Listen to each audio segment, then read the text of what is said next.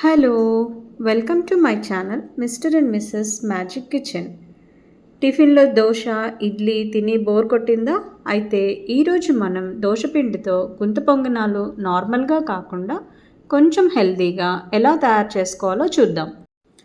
గుంత పొంగనాలు తయారు చేసుకోవడానికి ముందుగా ఒక కప్పు దోస పిండి, సన్నగా తురిమిన క్యారెట్, సన్నగా తరిగిన ఒక పెద్ద సైజ్ ఆనియన్, పచ్చిమిర్చి ముక్కలు, అల్లం ముక్కలు, 2 టేబుల్ స్పూన్స్ పచ్చిశనగపప్పు లేదా పెసరపప్పు, కరివేపాకు, కొత్తిమీర, పసుపు ఇలా అన్నీ మిక్స్ చేసి ఒక 5 మినిట్స్ పక్కన పెట్టుకోవాలి.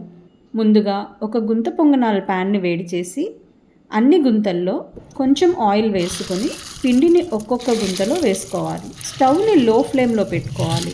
అప్పుడే పొంగనాలు లోపల కూడా బాగా కాలుతాయి, లేకపోతే అవి మాడిపోతాయి.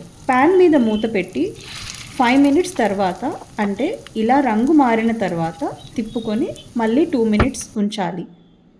అంతే, సింపుల్ అండ్ టేస్టీ గుంత పొంగనాలు రెడీ. వీటిని మీకు ఇష్టమైన చట్నీతో తినొచ్చు, ప్లెయిన్గా కూడా బాగుంటాయి. ఇవి మార్నింగ్ టిఫిన్లో అయినా ఈవినింగ్ స్నాక్స్లో కూడా తీసుకోవచ్చు. పిల్లలు తిననివి కూడా ఇందులో వేసి మిక్స్ చేయడం వలన వాళ్ళు ఈజీగా తినేస్తారు.